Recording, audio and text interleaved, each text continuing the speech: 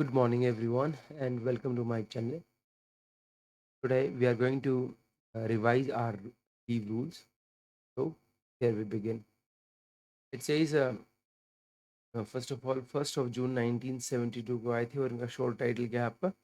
That is Central Civil Services Leave Rules 1972. Okay? कुछ important अगर we find कि कोई भी ज़्यादा रूल जो है कुछ ज़्यादा इम्पोर्टेंट है and if we can quote somewhere in the exam, हम उस पर थोड़ा सा एम्फेसाइज करके we will learn that rule. Okay, right. तो पहला जो है आपका that is short title and commencement. तो इसका शोर्ट टाइटल क्या है इसका? That is central civil services leave rules 1972 है and that came into force on 1st of June 1970. One more thing,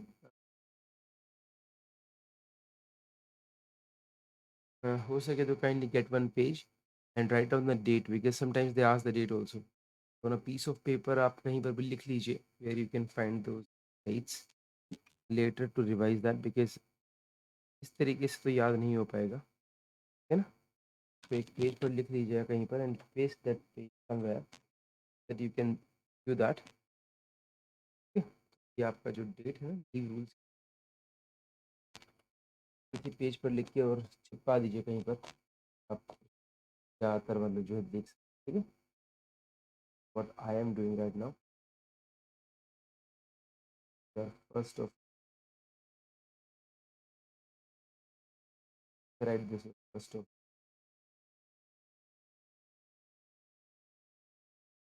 1st June 19, right, like this. ठीक है, तो ये इंपॉर्टेंट है. 1st June 1972 कैसे याद करेंगे इसको? लीव रूल्स जून जुलाई में छुट्टियाँ होती है ना, तो जून जुलाई में छुट्टियाँ होती है तो इसलिए 1st June से लीव रूल्स लगा लीजिए आप. 1st June 1972 से, ठीक है. 1st June तो याद हो गया कि हमारा जून जुलाई में छुट्टियाँ होती है, तो जून से हमने लगा लिया कि भाई 1st June हो गया आपका, ठीक है. और 1972 आई थिंक ये तो मोस्टली लोगों को याद ही होगा, अगर नहीं है तो भी थोड़ा सा देख लीजिए. 1972 है ये, ठीक है.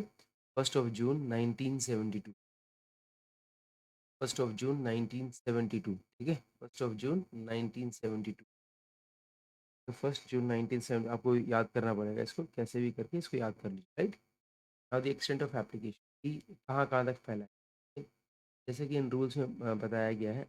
अदरवाइज अगर बताया गया है तो अदरवाइज जो ये रूल्स हैं apply to all the government servants appointed to the civil services and post. बहुत इंपॉर्टेंट है, जो भी सिविल सर्विस या फिर सिविल पोस्ट पर है.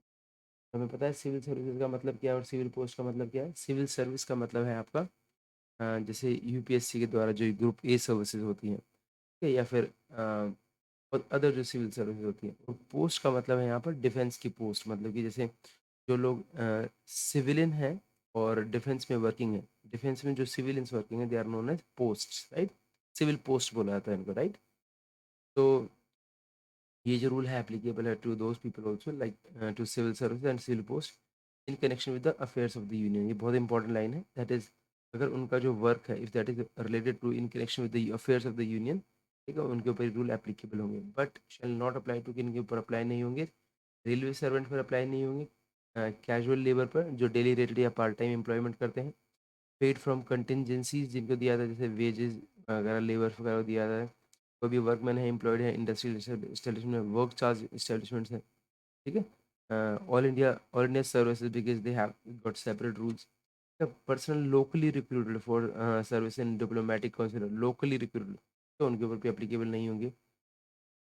Then we have persons employed on contract except when the contract provides otherwise. कोई भी जो पर्सन है कॉन्ट्रैक्ट पे है एक्सेप्ट व्हेन द कॉन्ट्रैक्ट, जब तक वो कॉन्ट्रैक्ट अदरवाइज नहीं बोलता, अदरवाइज नहीं बोलता कि ये एप्लीकेबल है, उन पर ये एप्लीकेबल नहीं होंगे, ठीक है. Then we have I point पर है अभी हम.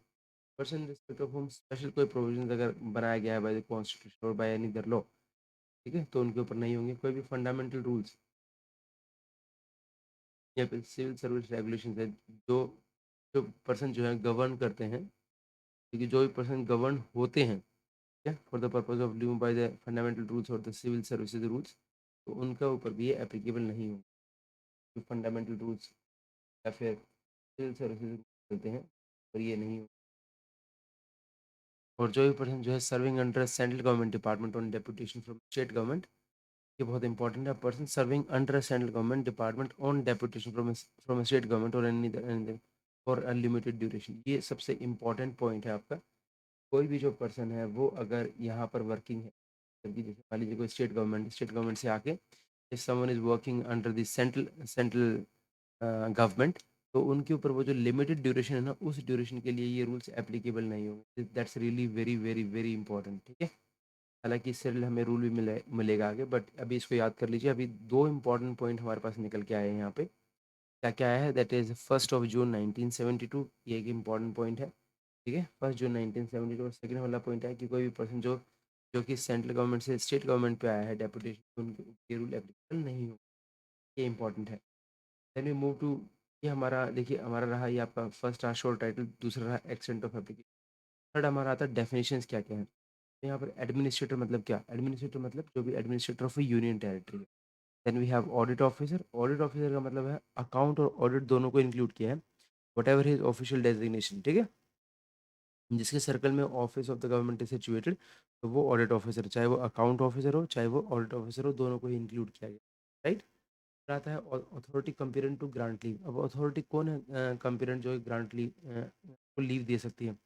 तो अथॉरिटी जो भी स्पेसिफाई की करके की हुई है in the first schedule of these rules, वो जो है इसके अंदर वो है, मतलब अथॉरिटी होगी जो कि आपको आपके लिए लीव जो है सैंक्शन कर सकती है। तो अगर मैं आपसे पूछूं यहाँ पर किस शेड्यूल के दिन है, याद रखिएगा इसके दो शेड्यूल हैं। पहले शेड्यूल के अंदर दे रखा है authorities to competent grant leave, ठीक है। जो भी आपको लीव ग्रांट कर सकती है ना, वो अथॉरिटी है, तो वो है आपकी पहला फर्स्ट शेड्यूल है आपका। और सेकंड शेड्यूल क्या है आपका? सेकंड शेड्यूल के अंदर आपके एप्लीकेशन फॉर मतलब एक तरीके से फॉर्म्स दे रखे हैं, ठीक है। तो ये याद कर लीजिएगा कि फर्स्ट शेड्यूल के अंदर क्या है आपका और सेकंड के अंदर क्या है। और ये एक दो चीज़ें, थर्ड चीज़ एक और ये भी इंपॉर्टेंट हो गई कि we have got two schedules to this. पहला जो शेड्यूल है उसके अंदर दे रखा है आपका कोई जो भी अथॉरिटी है, अथॉरिटी कंपेरेंट टू ग्रांट लीव, ठीक है। क्या क्या अथॉरिटी को ग्रांट कर सकती है, that is there in the authority. वो कौन अथॉरिटी है? वो अथॉरिटी है जो कि आपकी लीव ग्रांट कर सकती है। तो ये जो पॉइंट है ये इंपॉर्टेंट बन, ग्रांट लीव आपका फर्स्ट शेड्यूल के अंदर में, तो इसको भी मार्क कर लीजिए, दैट्स पॉइंट वाला जो पॉइंट आपका इंपॉर्टेंट बन जाता है। इसके अलावा सेकंड शेड्यूल के अंदर आपका क्या आता है ये भी लिख लीजिए साथ में, फॉर्म्स, ठीक है। चलिए नेक्स्ट बात करते हैं हम कंप्लीट ईयर ऑफ सर्विस। क्या आपने जो कंप्लीट ईयर ऑफ सर्विस किया है, जबकि उन्होंने जब जब भी वन ईयर कंटिन्यूस सर्विस, ये कहता है 1 ईयर, 1 ईयर की कंटिन्यूस सर्विस या फिर कंप्लीट ईयर ऑफ सर्विस का मतलब क्या है? That means continuous service of specified duration under the central government and includes the period spent on duty as well as on leave, including extraordinary leave. मतलब complete year of service का अगर आपसे कोई पूछता है, तो वो टाइम है जो उन्होंने ऑफिस में स्पेंड किया है, ठीक है, मतलब ऑन ड्यूटी किया है, ठीक है। और इसके अंदर EOL इंक्लूड होते हैं, ये बहुत इंपॉर्टेंट है कि आपकी जो कंप्लीट ईयर ऑफ सर्विस है या फिर 1 ईयर कंटिन्यूस सर्विस अगर आप मानते हैं, that means continuous service of specified duration, ठीक है। मतलब जो भी आपको 1 ईयर बोलता है, 1 ईयर की स्पेसिफाइड ड्यूरेशन कंटिन्यूस सर्विस है आपकी under the central government and includes the period spent on duty as well as on leave including extraordinary leave. तो इसके अंदर जो है कंप्लीट ईयर ऑफ सर्विस के अंदर आपका एक्स्ट्राऑर्डिनरी जो है ये लीव जो है वो आता है, ठीक है। कंप्लीट सर्विस के अंदर आपका क्या आता है आपका, ये इंपॉर्टेंट पॉइंट बन जाता है आपका फिर इस तरीके से, ठीक है।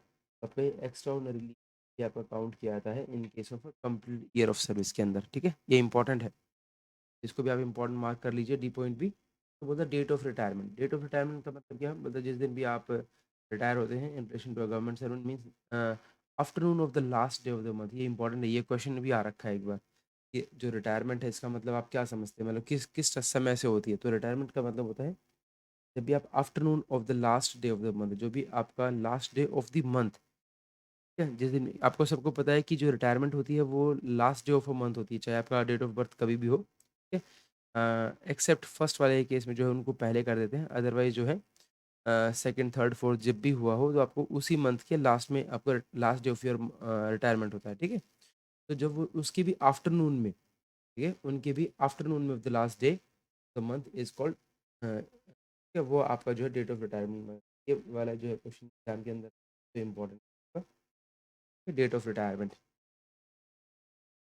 आगे बात करें, government servant means the afternoon of that last day of the month which the government servant attains the age prescribed for retirement under the terms and conditions governing his services, ठीक है। उसको डेट ऑफ रिटायरमेंट बोलेंगे।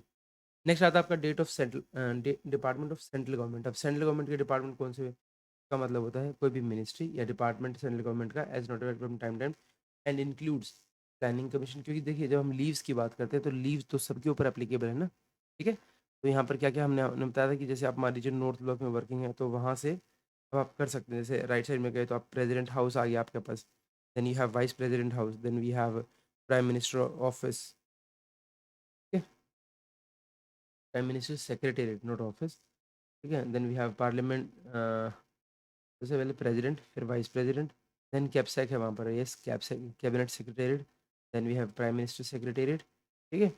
और फिर उसके बाद हम बात करें तो प्लानिंग कमीशन, और फिर उसके बाद बात करें तो पार्लियामेंट्री अफेयर, ठीक है। ये 6 जो है ये इंक्लूड है इसके अंदर, ठीक है। तो इस department of the central government का मतलब है पूरा, ठीक है। तो इसके अंदर क्या क्या आएगा आपका, सबसे पहले president secretariat, vice president secretariat, then we have cabinet secretariat, then we have prime minister secretariat. तो इसके बाद लेफ्ट में जाए तो parliamentary affairs, department of parliamentary affairs और प्लानिंग कमीशन, ठीक है। ये 6 हैं लीव रूल्स में, ये 6 के 6 जो है department of the central government माना जाएगा, ठीक है। ये इंपॉर्टेंट पॉइंट बनता है, याद कर लीजिए। दो मुझे लगता है कि आ गया है बट फिर भी इसको याद कर लीजिए, नेवर नो, ठीक है ना। इंपॉर्टेंट पॉइंट है आप, डिपार्टमेंट ऑफ सेंट्रल गवर्नमेंट, ठीक है। फिर डिसेबिलिटी का मतलब होता है कोई भी स्पेसिफाइड डिसेबिलिटी या बेंचमार्क डिसेबिलिटी और disability having support needs as referred in the right of person with disability act 2016 में अगर कुछ ऐसा कुछ मेंशन किया तो डिसेबिलिटी का मतलब स्पेसिफाइड डिसेबिलिटी। फॉरेन सर्विस का मतलब होता है in which a government servant receives his pay from the sanction with the sanction of the government, right, with the sanction of the government from any source other than consolidated fund of India or consolidated fund of any state और consolidated fund of any union territory। मतलब कि जो है अगर कोई भी person foreign service पे है तो इसका मतलब फॉरेन सर्विस का मतलब है कि वो जो उनको जो पे मिल रही है ना वो other than consolidated fund of India से मिल रही है, ठीक है। या तो इंडिया से या स्टेट से या यूनियन टेरिटरी, मतलब कंसोलिडेटेड फंड ऑफ इंडिया से उसको कंसोलिडेटेड फंड से उसको जो है सैलरी नहीं, then in this case they are known as foreign service, ठीक है। फॉरेन सर्विस का मतलब होता है कि कोई भी गवर्नमेंट सर्वेंट जो जिनको उनको पे मिलती है, ठीक है, वो उनको अदर देन कंसोलिडेटेड फंड से मिलती है, तो आपको बोला जाता है फॉरेन सर्विस, ठीक है। अब फॉर्म का मतलब जो भी फॉर्म यहाँ पर सेकंड शेड्यूल, फर्स्ट शेड्यूल के अंदर है आपका जो भी authority comparing to grant leave, बराबर है आपका forms, that is form appended to second schedule, ठीक है। नेक्स्ट बात करते हैं आई आई वाला पॉइंट है government servant in quasi permanent employ. हमने बहुत बार सुना है कि क्वाजी परमानेंट है, क्वाजी परमानेंट है। क्वाजी परमानेंट का मतलब क्या होता है, देखिए कोई भी officer that is declared by the UPSC to be eligible for appointment to the ministerial services, ठीक है, तो उसको बोलते हैं क्वाजी परमानेंट एम्प्लॉय, ठीक है। और परमानेंट एम्प्लॉय ये बहुत इंपॉर्टेंट है क्योंकि यही चीज़ ना आती है और यही चीज़ों के बारे में हम टाइम पे जब हम उसको पढ़ते हैं ना तो हम उसको अवॉइड करते हैं और वहाँ पे हमें समझ में नहीं आता है, ठीक है। तो ध्यान दीजिएगा इस पर, ये बहुत है।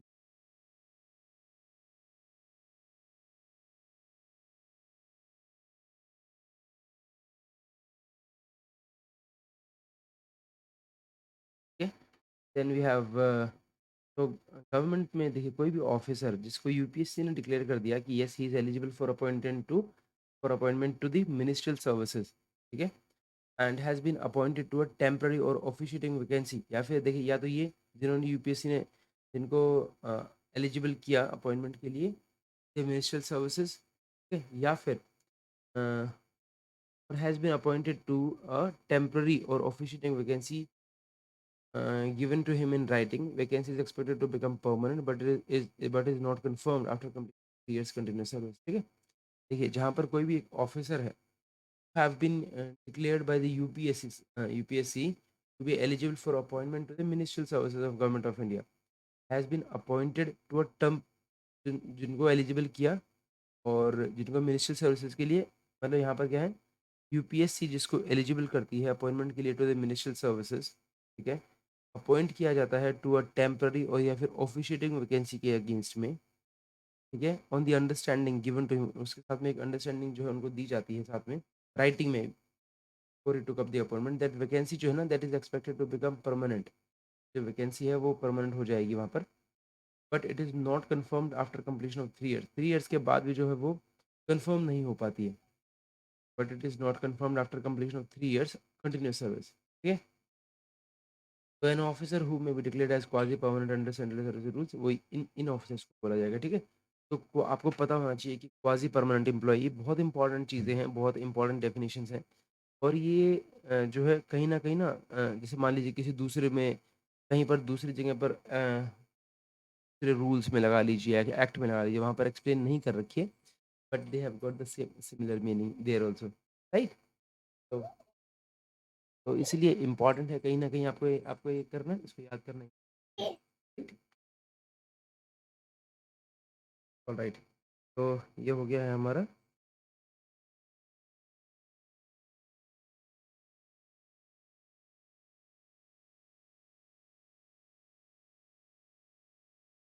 देन वी हैव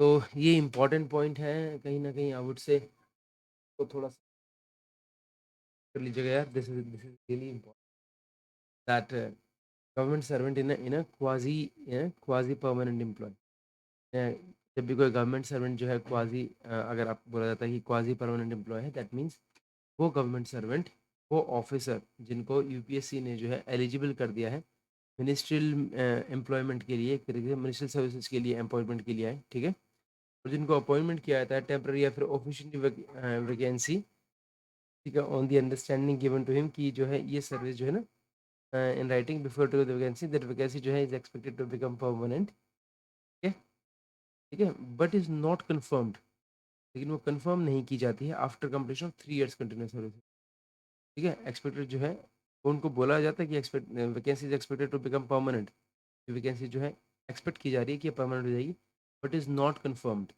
लेकिन वहाँ पर वो क्या है वो कन्फर्म नहीं हो पाती है after completion of 3 years continuous services, तो उसको बोलते हैं हम क्वाजी परमानेंट एम्प्लॉय, ठीक है, it is quasi permanent employ, बहुत इंपॉर्टेंट टर्म है and we come across these terms, और उस टाइम पर हम इसका मीनिंग इंटरप्रेट करने में या फिर वैसे करने में दिक्कत होती है, तो इसलिए इसे याद कर लीजिएगा ना, since we are revising this तो हाई टाइम, राइट, अभी तो बस वो कर,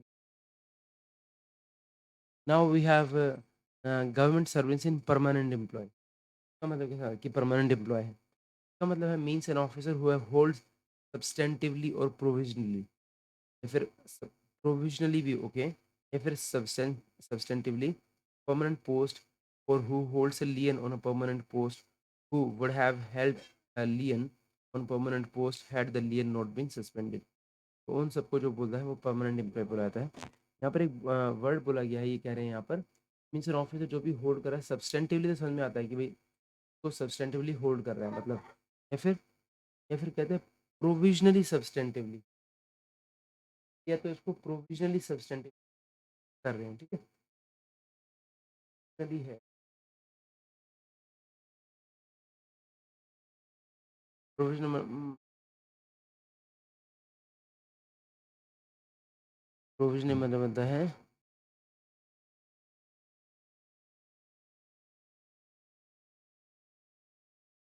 जब for the-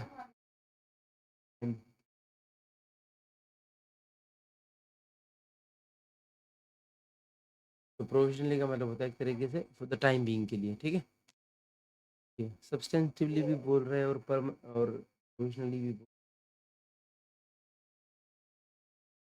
ठीक है, then we have government servant in a permanent employee means an officer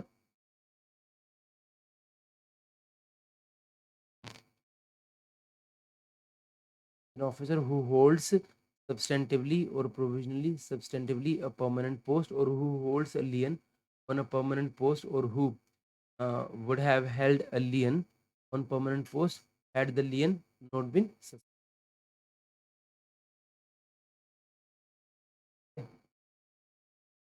तो उनको बोला जाता है that is government servant in a permanent employ. ठीक है, ये इंपॉर्टेंट है कुछ टर्म्स, तो ये याद कर लीजिएगा। देखिए क्वाजी परमानेंट का मतलब होता है कि जो भी पर्सन है, एक्सक्यूज मी, क्वाजी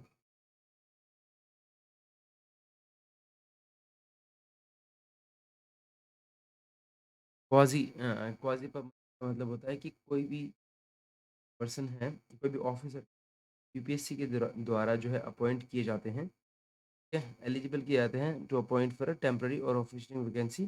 तो रिटर्न में दिया जाता है कि वैकेंसी जो है एक्सपेक्ट की जाती है कि it will become permanent, but it is not confirmed after completion of 3 years continuous service. तो बोलते हैं क्वाजी परमानेंट। और परमानेंट एम्प्लॉय मतलब होता है कोई भी ऑफिसर जो होल्ड या तो सब्सटेंटिवली होल्ड करता है या फिर प्रोविजनली सब्सटेंटिवली एक परमानेंट पोस्ट होल्ड करते हैं, ठीक है, हु होल्ड्स अ लियन, या फिर जो होल्ड कर रहे हैं lien on a permanent post, ठीक है, वो हुए who holds a lien to on a permanent post, or who would have held a lien on permanent post had the lien not been suspended।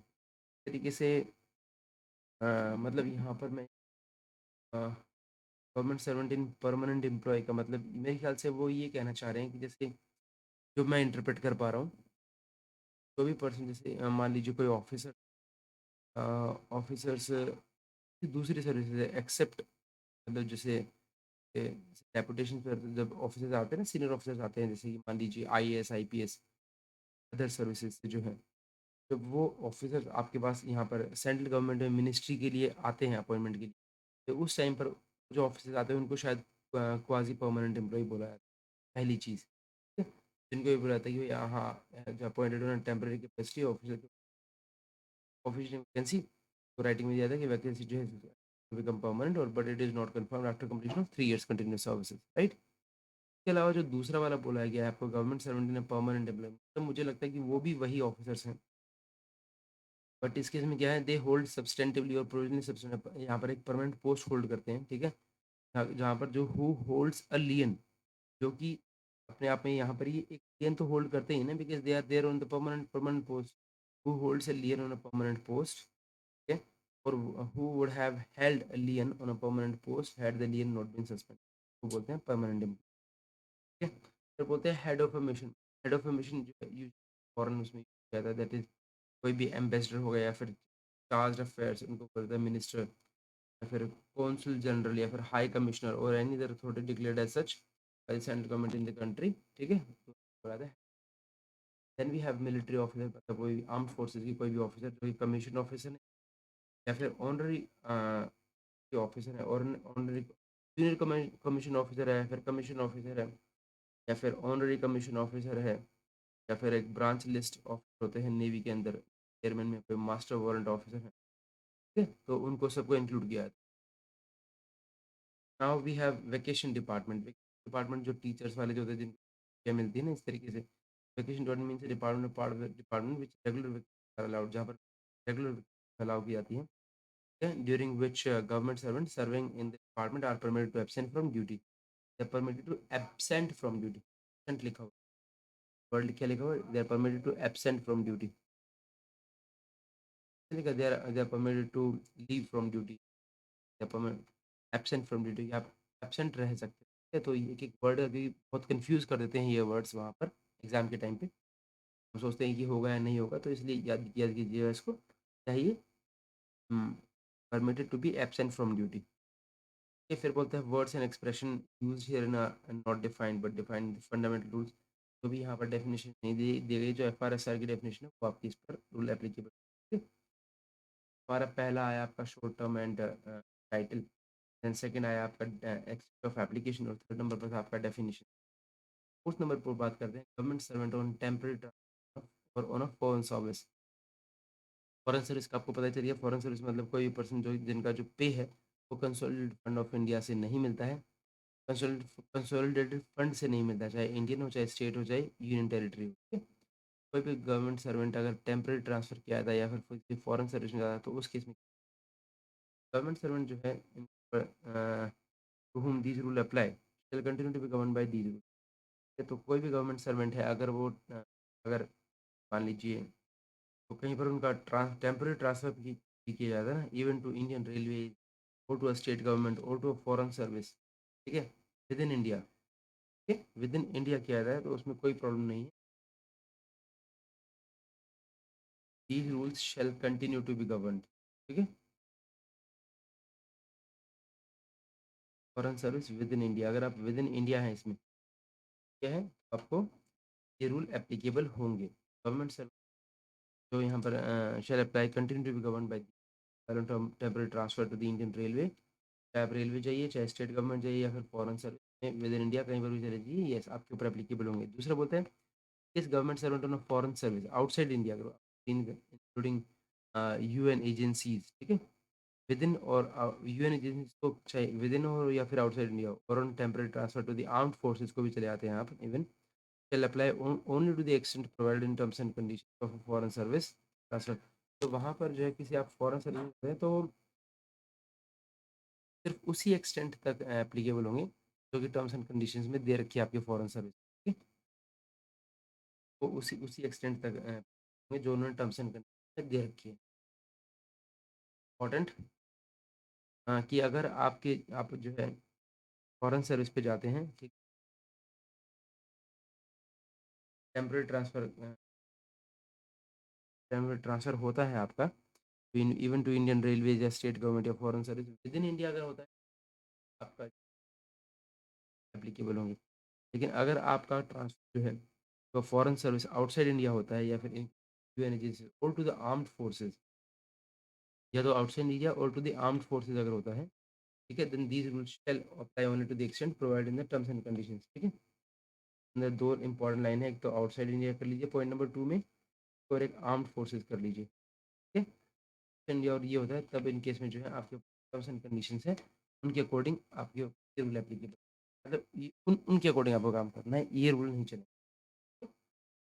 आपका transfer from post govern by other leave, transfer from आपके जो transfer होता है from service or post govern by other leave rules.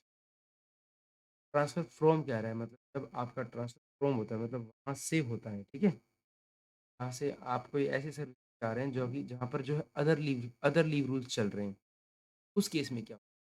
मान आपको पता ही है आर्मी आर्मी में आप थे, आर्मी से आपका ट्रांसफर हो गया, आप सेंट्रल गवर्नमेंट आ गए, तो बोले हैं permanent government servant to whom these rule do not apply. जो भी गवर्नमेंट सर्वेंट है to whom these rules apply do not apply, बोलते हैं unless it be otherwise provided in these rules a permanent government servant to whom these rules apply do not apply क्या? when transferred temporarily to a post or post to which rules apply shall remain subject to the leave rules are applicable to him before। तो मान लीजिए यहाँ पे हम fifth वाले को जो है ना हम कर रहे हैं, जैसे मान लीजिए आप जो है आर्म्ड फोर्सेस से सेंट्रल गवर्नमेंट के मतलब आर्म्ड फोर्सेस से आप किसी मिनिस्ट्री में या इस तरीके से आते हैं तो ठीक है? और आर्म्ड फोर्सेस का मतलब यहाँ पर मैं कहूँगा ऑफिसर रैंक से आ रहे हैं आप, ठीक है? तो उस केस में क्या होगा? तो बोलते हैं मान लीजिए unless it be otherwise provided in these rules a permanent government servant to whom these rules apply, तो हम these rules do not apply, ठीक है? जिनके ऊपर जो भी गवर्नमेंट परमानेंट गवर्नमेंट सर्वेंट है जिनके ऊपर ये रूल्स जो है अप्लाई नहीं होते, जैसे मैंने एग्जांपल दिया आर्मी वाले जो ऑफिसर्स हैं उनके ऊपर क्या करेंगे, when transfer temporary to a service or post to these rules apply, उन उन पर उन पोस्ट पर आते हैं जहाँ पर ये रूल अप्लाई होते हैं shall remain subject to the leave rules which were applicable to him before such transfer। तो इस ट्रांसफर होने से पहले आपके ऊपर जो रूल एप्लीकेबल थे वही के वही रूल आप पर एप्लीकेबल होते रहेंगे, provided that they are a military officer not in a permanent civil employ. इसके अलावा कहता है कि जहाँ पर जो है एक मिलिट्री ऑफिसर है अगर वो permanent civil employ, provide that they are a military officer not in a permanent civil employ, अगर वो मान लीजिए जहाँ पर हो रहा है ना वो परमानेंट नहीं है यहाँ पर भी, ठीक है, has elected to draw civil rates of pay, his leave shall be regulated as per provision under these rule. अगर मान लीजिए कोई भी जो आर्मी ऑफिस जो मिलिट्री ऑफिसर जो है not in a permanent civil employ elected to draw, अगर आप मान लीजिए वहाँ से आप इलेक्ट हो जाते हैं कि आप यहाँ से जो है सिविल रेट्स ऑफ पे ड्रॉ करेंगे, ठीक है? अगर आप वहाँ से इलेक्ट होते हैं इस तरीके आप इलेक्ट करते हैं एक तरीके से जो I would like to draw my my rates of civil rates of pay, तो आपकी जो लीव है shall be regulated as per the provisions under these rules, तो आपके ऊपर ये रूल एप्लीकेबल हो जाएंगे। Provided further that in the event of release, जब आपका यहाँ से ऑफिस रिलीज और discharge from armed forces will carry forward the annual leave due to him with effect from the date of such release और discharge. लेकिन आपको उसके लिए तो क्या करना है, अगर आप चाहते हैं कि इस तरीके से मेरे ऊपर ये सिविल रेट्स जो है एप्लीकेबल हो जाएं, ठीक है, तो आपको वहाँ से जहाँ पर भी आप रिलीज होकर आ रहे हैं, डिस्चार्ज होकर आ रहे हैं आर्म्ड फोर्सेस से, आपको कैरी फॉरवर्ड करवानी है अपनी annual leave due to him and with effect from the date of release और डिस्चार्ज। ठीक है, ये करना है। नेक्स्ट बोलते हैं when appointed substantively to a permanent post, अगर आप मान लीजिए यहाँ सब्सटेंटिवली परमानेंट पोस्ट पर आ गए हैं, to which these rules apply, जिन पर जो है ये रूल अप्लाई होते हैं, तो it shall become subject to these rules from the date of such appointment. आप ये रूल के मतलब आपकी डेट ऑफ अपॉइंटमेंट से ये रूल एप्लीकेबल हो जाएंगे। In which case the leave at his credit the rules previously applicable to him shall be carry forward, तो जो भी लीव आपके पास पहले जो आपके पास क्रेडिट पे थी वो जो है कैरी फॉरवर्ड हो जाएंगी, subject to maximum limits of accumulation as read in rule 26। और सब ज़्यादा ज़्यादा कितनी, वही रूल 26 में बोलता है 300 से ज़्यादा नहीं होंगी। The leave so carry forward first shall be exhaust, तो जो भी लीव आपके वहाँ से कैरी फॉरवर्ड हुई है ना, वो सबसे पहले एग्जॉस्ट होंगी before the leave earned under these rules is avail, यहाँ पर जो आप लीव अवेल करेंगे उससे पहले, ठीक है, उससे पहले वो जो लीव आपकी कैरी फॉरवर्ड आए होकर आई है ना, पहले वो एग्जॉस्ट होंगी। Salary in respect of the leave carry forward shall be borne by the department। से भी आप जो है आप लीव पर जाते हैं, छुट्टियों पर अगर जाते हैं ना, बोर्न बाय दैट डिपार्टमेंट, तो ऑब्वियसली अब जब यहाँ पर आ गए हैं तो अगर आप आ गए हैं तो मिनिस्ट्री जो है इसको बियर करेगी। ठीक है, and provided that in case of military officer, इसके अलावा जो है जो मिलिट्री जिसमें half pay leave equal to the number of day of furlough shall be carry forward in addition to the earn leave equal to the number of days. देखिए, provided that in the case of a military officer, इसके अलावा बताया गया है military officer हैं जहाँ पर half pay leave जो है equal to the number of furloughs, अगर हाफ पे लीव जो होती है वो equal to the number of furlough होती है, कैन ऑल्सो भी कैरी फॉरवर्ड, वो भी जो है कैरी फॉरवर्ड होगी in addition to the earn leave equal to the number of days of annual leave on the date to appointed. ठीक है, इट वुड बी मतलब जो भी अर्न लीव आपकी होनी चाहिए वो के साथ साथ में हाफ लीव जो कि इक्वल टू वहाँ पर फरलो बोला जाता है हाफ पे लीव को, ठीक है, वो सारी सारी कैरी फॉरवर्ड होंगी, earn leave equal to the number of days annual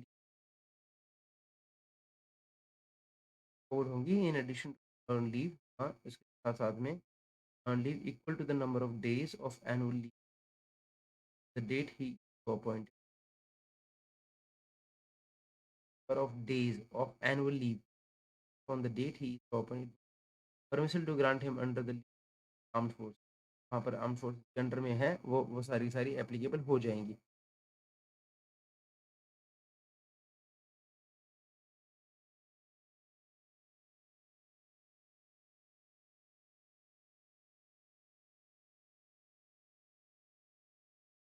equal to, ये कह रहे हैं in addition to the earn leave equal to the number of days of annual leave, in addition to the earned leave equal to the number of days of annual leave on the date he appointed।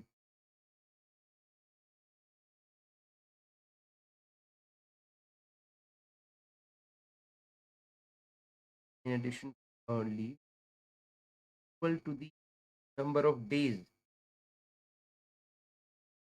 थोड़ा सा यहाँ समझने में थोड़ा सा समय लग रहा है, पर देख लेते हैं। I don't want to skip this.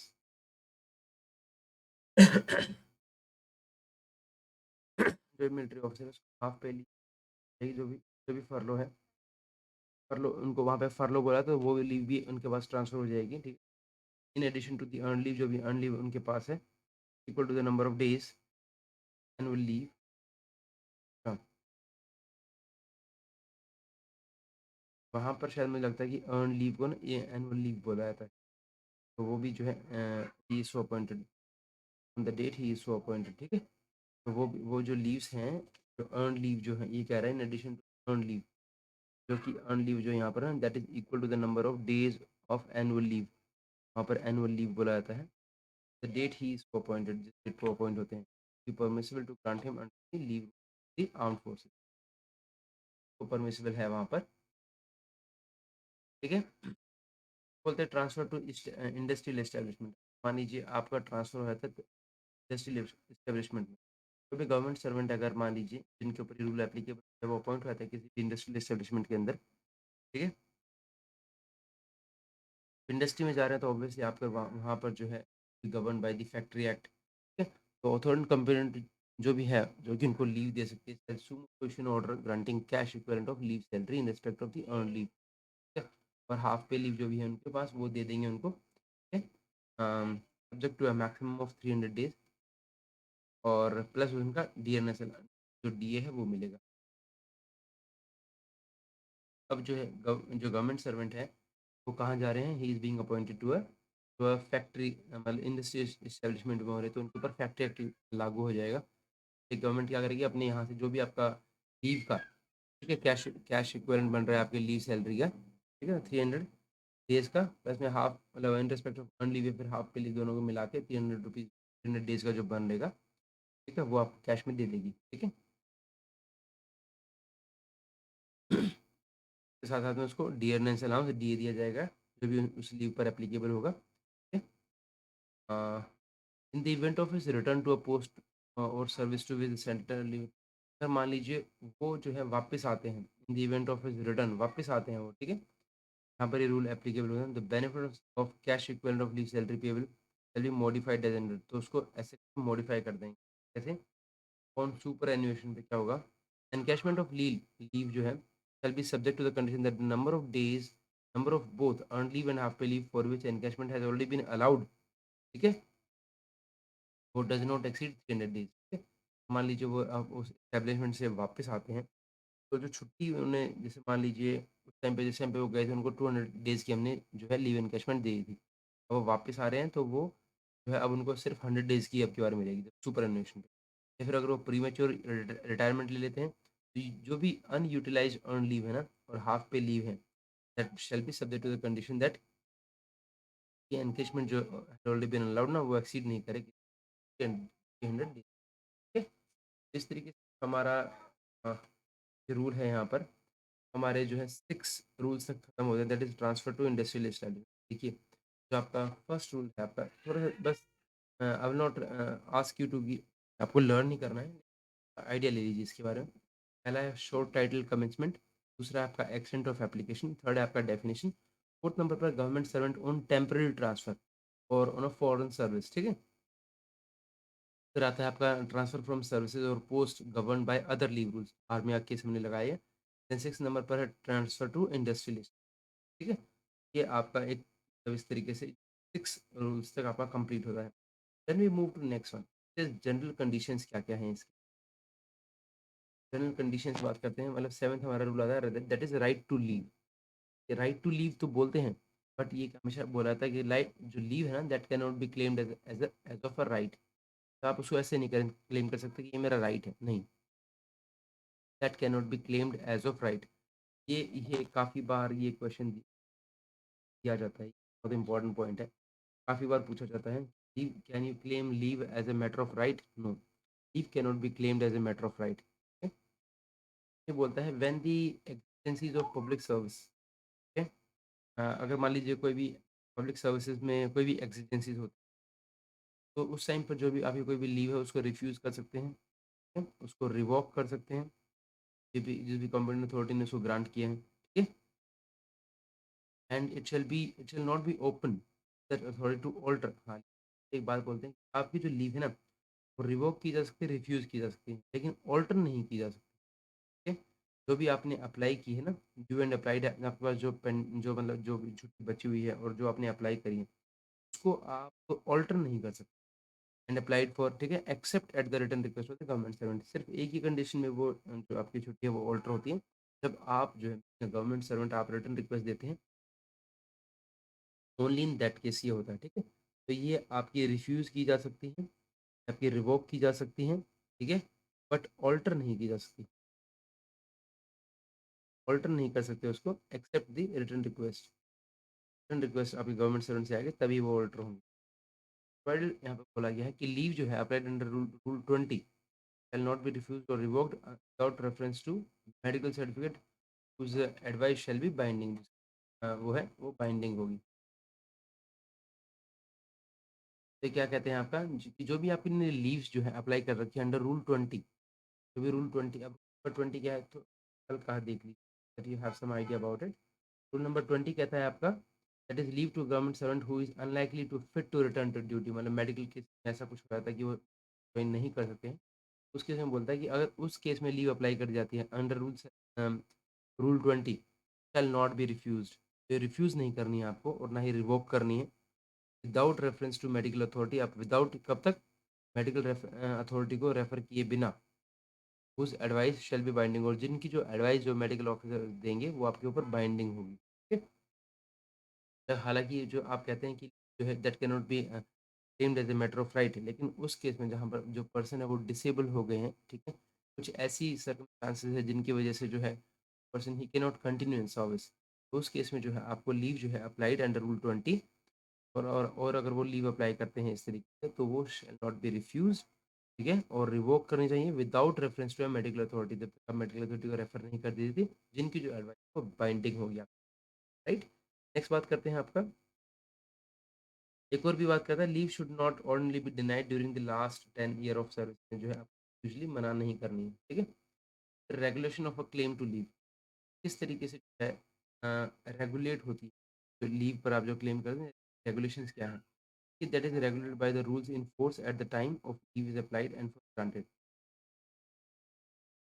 Regulate by the rules, मतलब जो भी रूल्स फोर्स में है उस टाइम पर, फिर जिस टाइम पे लीव आपने अप्लाई किया या फिर जिस टाइम पे लीव ग्रांट हुई है उसी तरीके से वो लीव को रेगुलेट, ठीक है, जो भी रूल्स उस टाइम पर फोर्स में है, ठीक है, at that time the leave is applied for, ठीक है, उस टाइम पे ये है जो है रूल्स रेगुलेशन, मतलब उस टाइम पे आपकी लीव अप्लाई करी और जिस टाइम पे लीव आपकी ग्रांट हुई है उस टाइम पर जो रूल्स चल रहे थे उसके अकॉर्डिंग जो आपकी जो है रेगुलेशन होगी लीव्स का, ठीक है।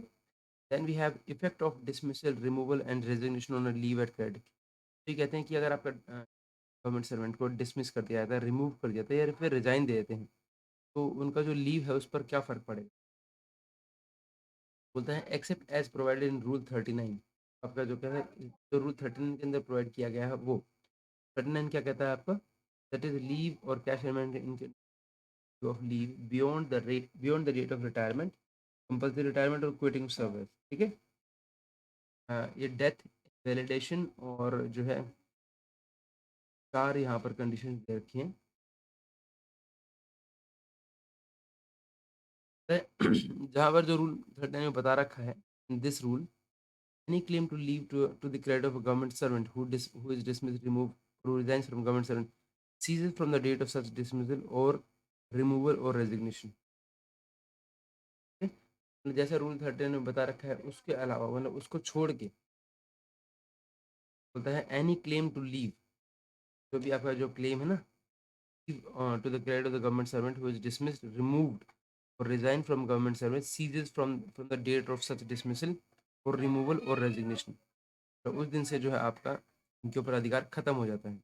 अगर government servant applies for government of government of but outside his parent office और डिपार्टमेंट, तो if such application is go through, अगर प्रपोजल नहीं करते हैं तो applicant is required to resign from his post before taking up the new one, such resignation shall not lapse of the credit, तो जब आप थ्रू प्रॉपर चयन करते हैं तो वो लीव जो है नहीं होगी, अदरवाइज जो है गवर्नमेंट सर्वेंट को भी डिसमिस या रिमूव किया जाता है फ्रॉम सर्विस, तो रीइंस्टेट कर दिया जाता है, ठीक है।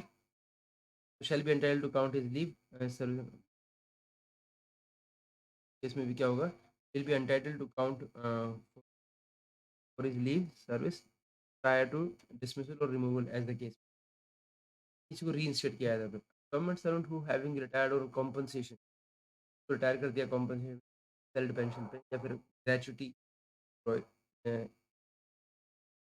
is re-employed and allowed to count his past service for pension shall be entitled to count his former service towards leave, इस तरह से उनकी जो पहली वाली जो है फॉर्मर सर्विस भी जो है उनकी काउंट होगी। I would like to read this again, कहते हैं इफेक्ट ऑफ डिसमिसल रिमूवल और resignation on leave at credit, कि क्या फर्क पड़ेगा डिसमिसल रिमूवल या रेजिग्नेशन। सबसे पहले बोलता है except as provided in rule 39 and this, यहाँ पर रूल है उसको छोड़ के, तो straight away go to rule 39 just to have a look क्या बोलता है।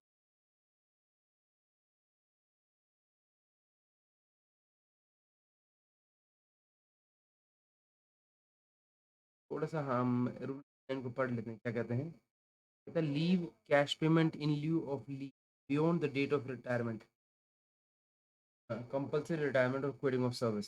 So the no leave shall be granted to a government servant beyond हाँ उनका beyond the date of retirement या final से तो देनी ही नहीं है ना, date on which he retires by the by giving notice government or he is retired by government by giving notice by giving notice ठीक है and allowed in lien of such notice in accordance with the terms and conditions. The date on retires by giving government or he is retired by government by giving pay and allowance of such या फिर जो 3 महीने का जिसको notice देता है उस notice के अगेंस्ट में उन्होंने अपने 3 महीने की उसको सैलरी दे दिया उसकी बात कर रहे हैं। The date of his resignation service या फिर उनकी रेजिग्नेशन जो हो जाती है ना सर्विस से के बियॉन्ड उनको कोई भी लीव जो है ग्रांट नहीं की जाएगी। हाँ एकदम क्लियर है ठीक है। तो कहता है कि वेयर अ गवर्नमेंट सर्वेंट जो है रिटायर्स ऑन नॉर्मल एज, जैसे उनको नॉर्मल एज जब आती है जो टाइम आता है जब खबर मिलती है retires on attending the normal age set for retirement under the terms and conditions of service.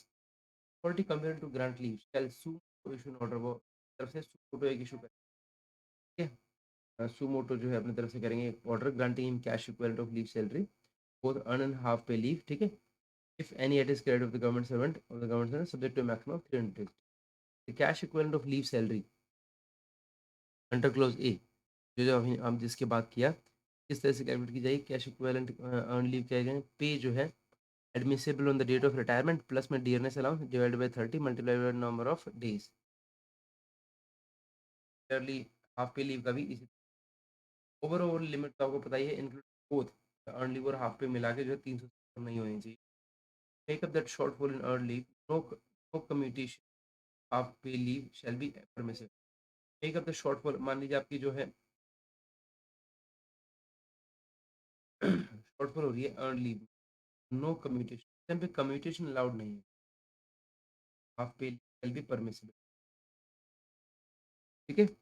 But ये वाला जो पॉइंट है ना कि ये कह रहे हैं कि to make up the any shortfall in earn leave के अंदर अगर कोई भी शॉर्टफॉल होता है मान लीजिए आपके पास अर्न लीव जो है 200 है ठीक है और आपके पास 200 और 200 ही आपके पास एचपीएल है। तो यहाँ एक ये कह रहा है कि overall limit for encashment of leave including both earn leave और half pay leave shall not exceed 300 ठीक है। मतलब एक तरीके से यहाँ ऑर्डर में वो कह रहा है कि कम्यूट नहीं होगी ठीक है। वो कह रहा है कम्यूट नहीं होगी that no commutation of half pay leave shall be permissible लेकिन उन दोनों को मिलाकर आपको 300 लीव्स दी जाएगी मतलब आपको पैसा उतना ही मिलेगा। बट कहने की बात यहाँ पर ये कह रहे हैं यहाँ पर कि ऐसा नहीं करेंगे कि हम आपको ये बोल दें कि हाँ आपकी ईएल आपकी 300 है। अगर मान लीजिए किसी अकाउंट में 200 ईएल है और 200 ही एचपीएल है तो उसको पैसा तो उतना ही मिल जाएगा ठीक है। पैसा इसलिए मिल जाएगा क्योंकि हाफ पे लीव को भी आप क्लब करके जो है क्योंकि आपको क्या कहता है यहाँ पर ओवरऑल लिमिट जो है ना for encashment of leave including both earn leave and half pay leave shall not exceed 300 वो 300 से ऊपर नहीं होनी चाहिए। तो मुझे लगता है कि शायद केस में ना क्या कटेंगी मुझे क्लियर करना है यार इसमें क्योंकि जो ये बोल रहा है एक तरीके से अगर overall limit for encashment of leave including both earn leave and half pay leave shall not exceed 300 days 300 days की बात कर रहे हैं तो डेज की बात कर रहे हैं 300 डेज डेज बोले तो 300 डेज में तो फिर पे लीव भी हाँ तो हाफ पे लीव का तो डे डे जब बनेगा ना जब वो दोनों को मिलाकर हाफ पे लीव को मिला के जब एक दिन बनेगा ना to make up the shortfall in earned leave, no commutation of half pay leave shall be permissible. Okay? The authority competent to grant leave may withhold whole or part of cash equivalent. ठीक है कोई भी जो authority कंपेरेंट है जो भी withhold कर सकती है आपकी होल या फिर part of cash equivalent of earn leave, ठीक है। इनके जो गवर्नमेंट सर्वेंट है वो रिटायर होते हैं वाइल अंडर सस्पेंशन और डिसिप्लिनरी प्रोसीडिंग्स, ठीक है। तो मनी उस चीज़ में क्या है,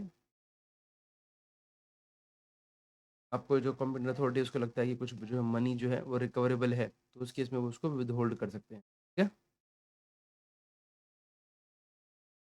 ओके। और जहाँ पर जो service wait the service of government servant has been extended, public interest में एक्सटेंड कर दी गई है, तब भी even that case also during the period of extension any earn leave जो भी आपने की, ठीक है, मैक्सिमम रहेगी आपकी, मैक्सिमम 100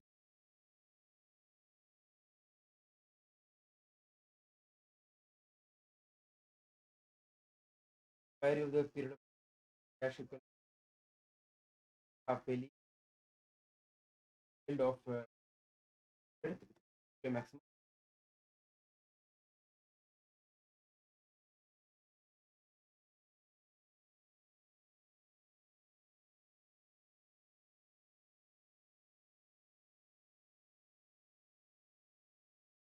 क्या कहता है आपका कि इफेक्ट ऑफ डिसमिसल रिमूवल और resignation on leave at is grade except as provided in this rule, या फिर जो रूल नंबर 39 को छोड़ के, और या फिर जो बताया है, any claim to leave to credit of a government servant who is dismissed removed or resigns from service is from the date of such dismissal, वो जो भी उनका है वो खत्म हो जाता है उस दिन से, ठीक है। मेरा government servant applies for another post, जहाँ पर वो अनदर पोस्ट के लिए करता है but outside his parent office, अगर वो थ्रू प्रोपोर्शनल करता है तो शैल नॉट बी लैप, और छुट्टी जो क्रेडिट लैप्स नहीं होंगी। कोई गवर्नमेंट सर्वेंट को रीइंस्टेट किया जाता है तब भी जो है he is entitled for leave, ठीक है। जो इवन वो लीव्स भी काउंट होंगी जो उनके सर्विस में पहले से जो थी। और कोई गवर्नमेंट सर्वेंट जो है रिटायर हो रहा है कॉम्पनसेशन में या फिर इनवैलिड पेंशन में और ग्रेचुटी इज री एम्प्लॉयड, ठीक है। Retire on compensation or invalid pension or gratuity is re employed, होकर उसको री एम्प्लॉय कर दिया जाता है and allowed to count his past service for pension, तो he will be entitled to count his former service towards leave, ठीक है। कि अगर पर्सन जो है रिटायर होता है कॉम्पनसेशन या फिर इनवैलिड पेंशन पे या फिर ग्रेचुटी पे, री एम्प्लॉयड उसका उसको री एम्प्लॉय कर लिया जाता है, ठीक है। एंड अलाउड उसको अलाउ कर दिया जाता है to count his past service for pension, आपकी पेंशन के लिए काउंट होगी, you shall be entitled to count his former service towards leave, तो पहली वाली जो है वो छुट्टियाँ हो जाएगी, ठीक है। और ये पहला पॉइंट देखिए, सेकंड थर्ड फोर्थ पॉइंट तो समझ में आता है, जो भी थ्रू प्रोपोर्शन करेगा तो उसकी लीव ऐसे ऐसे रहेगी, री इंस्टेट होता है तो भी रहेगी, और अगर री एम्प्लॉय होता है आपका कोई पर्सन तो अलाउड कर दिया जाता है तो भी। लेकिन जहाँ पर तो जो in the case of dismissal removal और रेजिग्नेशन केस में बोलता है कि except as provided in rule 39, ठीक है, any claim to leave credit of a government servant who is dismiss और रिमूव्ड, ठीक है, या रिजाइन करता है, डिसमिस रिमूव या रिजाइन करता है फ्रॉम गवर्नमेंट से, ceases from the date such dismissal removal और रेजिग्नेशन, को छुट्टी का क्लेम नहीं मिलेगा, ठीक है। ऑलराइट, आगे बात करते हैं अब इसका। आता है रूल नंबर 10 है हमारा, that is commutation of one kind of leave into another, क्या करवा सकते हैं at the request of government servant, authority जो भी है वो कम्यूट कर सकती है रिट्रोस्पेक्टिवली, ठीक है। मतलब आप छुट्टी दे के कोई दूसरी छुट्टी ले गए और वहाँ से आए तो आप वहाँ से भी जो है आप उसको रिट्रोस्पेक्टिवली करवा सकते हैं, ठीक है। लेकिन ये जो है ये कहीं ना कहीं डिस्क्रिशन होगा, वो जो आपकी जो अथॉरिटी कंसर्न जो कि आपको लीव ग्रांट कर रही है वो उनका उनकी डिस्क्रिशन, ठीक है। But the government servant can not claim such matter of right, उसको आप क्लेम नहीं कर सकते कि ये मेरा राइट है, provide that no such request will be considered unless received by such authority in period of 30 days, मतलब 30 दिन के अंदर अंदर आपको वहां से आने के 30 दिन के अंदर अंदर ऐसा करना है, नहीं वो जो जो भी लीव है आपके पास उसको आप कम्यूट करा सकते हैं, ठीक है। Of the government joining his duty on the expiry of the relevant spell of leave available to him. The commutation of one kind of leave into another subject to adjustment of leave salary of on the basis of leave finally granted. Any amount paid to him shall be recovered or any arrears to him shall be paid. मान लीजिए आपने extraordinary leave जो है grant कराई medical certificate और otherwise, ठीक है, और उसको मे बी कम्यूटेड रेस्पेक्टिवली जो है इनटू लीव नॉट ड्यू में एलएनडी में करा दिया। ठीक है, तो उसमें क्या होगा, अब एलएनडी क्या होता है, जैसे लीव नॉट ड्यू, जब आपके पास कोई भी छुट्टियां नहीं बची होती जिस टाइम पे, और आपको ये लगता है कि जो गवर्नमेंट सर्वेंट है ये वापस आएंगे, ठीक है, तो उस टाइम पर आपको जो छुट्टियां हैं वो दी जाती हैं लीव नॉट ड्यू के केस। बस एक बार इसको हम अपना देख लेते हैं क्यों। लीव नॉट ड्यू मतलब होता है लीव प्रिपेयर टू रिटायरमेंट और लीव नॉट ड्यू में भी grant to government servant, right. और इनसे लिमिट टू मैक्सिमम 360 डेज की दी जा सकती है, ठीक है, एंटायर पीरियड में।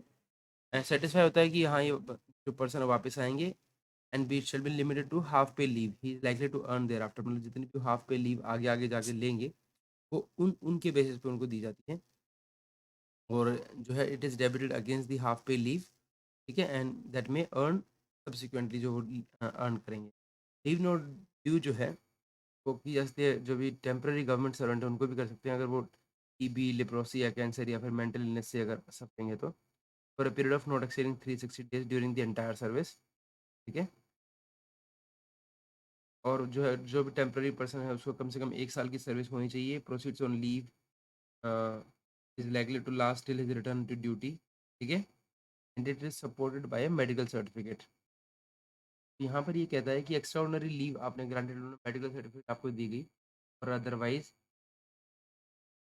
मे be commuted retrospectively leave not due में। तो अब जो आपकी जो क्यूएल थी बेसिकली मेडिकल सर्टिफिकेट जॉब करा गई थी, एचपीएल में आ गई है, कन्वर्ट हो गई है, तो आपको हाफ पे लीव मिलेगी ना। यही पॉइंट नंबर 2 कहता है कम्यूटेशन जो है of one kind of leave depend करता है adjustment of salary finally granted, आपको फाइनली ग्रांट हुई है उसके ऊपर जो भी आपको अमाउंट पे कर दिया जाता है एक्सेस में, वो रिकवर कर लिया जाएगा जो भी आपके ऊपर वो होगा, ठीक है। फिर बोलता है commutation of one kind to leave can not be done after the employ see, अगर आप सर्विस पर नहीं होते हो तो उस टाइम पर ये जो है अलाउड नहीं होगा, ठीक है। This way we have covered R 10 rules, right, and in this video we will complete only 10, and rest of the rules we will cover in the upcoming videos. Yes, thank you so much and have a great